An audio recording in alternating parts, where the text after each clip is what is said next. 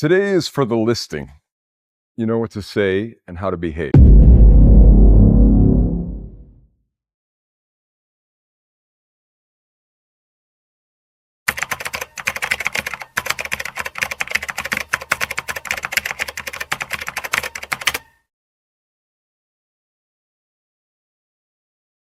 Smoking causes cancer. Smoking kills. Liquor drinking is injurious to health.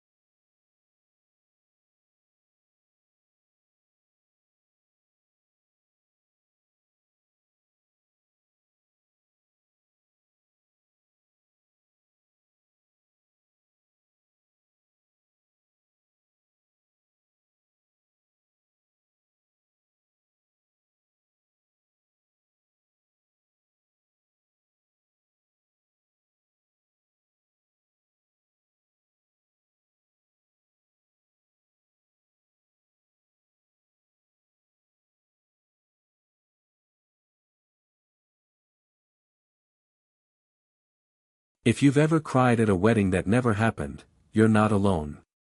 Because today, we're diving deep into one of the most emotionally devastating, and beautifully crafted, English dramas of 2025, The Wedding That Will Never Be. This isn't just another tearjerker. It's a gut-wrenching exploration of love, loss, family secrets, and the fragile line between hope and heartbreak. And before we get into every heartbreaking twist and turn, yes, you can watch this powerful film legally on platforms like Amazon Prime Video, Apple TV, and Google Play Movies.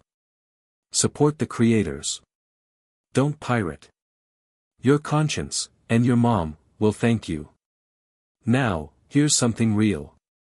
If you love your father, hit that subscribe button right now. If you love your mother, drop a comment below that says, "I love you, Mom." Go ahead. Do it. Because this story, it's going to remind you why family matters more than anything, even when it hurts. Welcome back to MN Media, where we don't just recap movies, we feel them. And The Wedding That Will Never Be? Oh, you'll feel this one in your bones. Released in early February 2025, this British-American co-production swept through festivals like a quiet storm before hitting mainstream audiences with the force of 1,000 unspoken goodbyes. Directed by the critically acclaimed Eleanor Hart, known for her intimate character studies in films like Whispers in the Rain, 2021, and The Last Letter Home, 2023, this drama marks her most personal work yet. Inspired by true events from her own family history, Hart poured years of grief, healing, and reflection into every frame.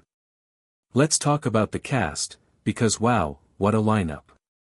Leading the film is Florence Pugh as Clara Bennett, a fiercely independent architect whose carefully constructed life begins to unravel when her fiancé, Daniel Reeves, played with heartbreaking sincerity by Paul Mescal, receives a terminal diagnosis just weeks before their wedding. Supporting them are legends, Vanessa Redgrave as Clara's estranged grandmother, Margaret, Timothy Spall as her weary but loving father, Robert, and newcomer Aisha Hart as Lily, Clara's younger sister whose optimism becomes the family's unexpected anchor. Behind the camera, cinematographer Robbie Ryan, yes, the same genius who gave us the dreamy visuals of Poor Things and Marriage Story, uses natural light and handheld intimacy to make every glance feel like a confession. The score. Composed by Hildur Guðnadóttir, fresh off her Oscar win for Joker, delivers a soundscape so delicate it feels like listening to someone's heartbeat through a pillow. Now, box office numbers. Despite its heavy subject matter, The Wedding That Will Never Be opened strong. With a modest $18 million budget, it grossed over $92 million worldwide by March 2026, proof that audiences still crave emotional truth over CGI explosions. In the UK alone, it held the #1 spot for 3 consecutive weekends, outperforming even major studio releases. Critics adored it, 94% on Rotten Tomatoes, an August 7, 10 on IMDb, and a rare A+ cinema score from general audiences. One reviewer called it the anti-rom-com that redefines love itself. But enough stats. Let's walk through the story, scene by scene, because trust me, you'll want to know what happens, especially that ending. Act 1, The Engagement That Shatters. We open on a rainy London morning. Clara Bennett stands on the balcony of her East End loft, sipping tea, staring at the skyline. She's calm, composed, successful. Her phone buzzes, it's Daniel. "Still on for tonight," he texts. She smiles. Always. Cut to a cozy dinner at their favorite Italian place. They laugh, clink glasses, and then, Daniel drops to one knee. Not with a ring box, but with a folded piece of paper. "I wrote you a letter," he says. "It's my vows. Early. Just in case I forget them on the day." Clara laughs through tears. "You won't forget." They kiss. The camera lingers. We feel the warmth. The safety. The future. 2 weeks later, everything changes. At St. Mary's Hospital, Daniel sits pale-faced in a sterile exam room. Clara holds his hand tightly. The doctor speaks softly, stage 4 glioblastoma. Aggressive. Prognosis, 6 months, maybe less. Clara doesn't cry. Not yet. She nods. Asks practical questions. But in the car afterward, she grips the steering wheel so hard her knuckles whiten. Daniel stares out the window. "Do we cancel the wedding?" he whispers. Clara turns to him, eyes blazing. "No. We move it up. We get married next Saturday." He tries to protest, about money, guests, logistics, but she cuts him off. "I don't care about flowers or cake. I care about saying, 'I do,' while you're still here to hear it." This moment sets the tone, love as defiance. Love as rebellion against time. Back home, Clara calls her parents. Her mother, Helen, died 5 years earlier, cancer, too, so it's just her dad, Robert, and her sister Lily. Robert answers on the third ring, voice thick with sleep. When Clara tells him, there's silence. Then a shaky breath. "I'll be there tomorrow." Lily, ever the optimist, immediately starts planning. "We'll do it in the garden. Grandma's roses are blooming." But not everyone's on board. Enter Margaret, Clara's grandmother, played by Vanessa Redgrave in what might be her final film role. Sharp-tongued, elegant, and carrying decades of buried pain, Margaret arrives unannounced at Clara's flat. Over tea, she says coldly, rushing into marriage won't save him. "It won't save you." Clara snaps back, "It's not about saving. It's about choosing each other, fully, completely, while we still can." Margaret looks away. "Your mother said the same thing, right before she died." The room goes quiet. A secret hangs in the air. Act 2, Secrets in the Walls. As preparations begin, tensions rise. Daniel weakens quickly. Some days, he can barely get out of bed. Clara juggles work deadlines, hospital visits, and wedding plans, all while pretending everything's fine. Lily tries to help, designing DIY invitations and sourcing second-hand dresses, but even her cheer falters when she finds Clara sobbing in the shower one night, fully clothed, water running cold. Meanwhile, Robert quietly sells his vintage car, the one he promised to drive Clara down the aisle, to pay for hospice care. He doesn't tell her. She finds out from the neighbor. Their argument is brutal. "You think I don't know what this costs?" Clara yells. "Money isn't the point." Robert replies, voice breaking. "The point is I lost your mother. I can't lose you to grief before he's even gone." And then, the letters. While cleaning out Helen's old study, Lily discovers a shoebox labeled, "For Clara, when you marry." Inside, dozens of handwritten letters, one for each year of marriage Helen never got to live. Year 1, fight fair. Year 5, never skip date night. Year 20, remember how he looked at you the first time. Clara reads them aloud to Daniel in bed. He smiles weakly. She knew, didn't she? That love isn't about forever. It's about showing up, every single day you have. But the biggest revelation comes from Margaret. One evening, over sherry, she finally opens up. Decades ago, she was engaged to a man named Thomas, a jazz pianist. They were to marry in 1946. But Thomas contracted tuberculosis. Instead of rushing the wedding, Margaret ran. She married someone else, had Clara's mother, built a life, but never loved again. "I thought I was being practical," she says, tears streaming. "But all I did was rob myself of goodbye." She takes Clara's hand. "Don't make my mistake. Say your vows. Even if no one comes. Even if it rains. Say them." This confession shifts everything. Clara softens toward her grandmother. They plant new rose bushes together, white for peace, red for love.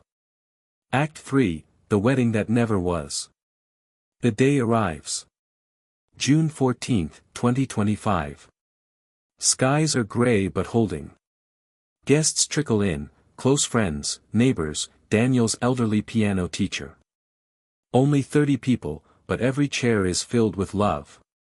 Clara wears her mother's lace dress, slightly altered. Lily walks her down the aisle since Robert is too emotional to stand. But Daniel isn't there. He collapsed that morning. Rushed to the hospital. Non-responsive.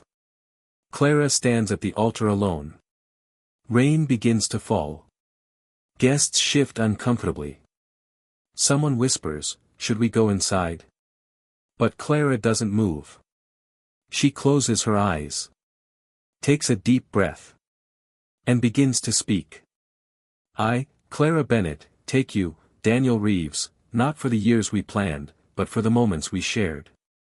Not for the house we built, but for the bed we warmed. I take your laughter, your stubbornness, your hands that held mine through storms I didn't even see coming." She recites her vows to an empty space. To memory. To love that exists beyond presence. Suddenly, a cough. A rustle.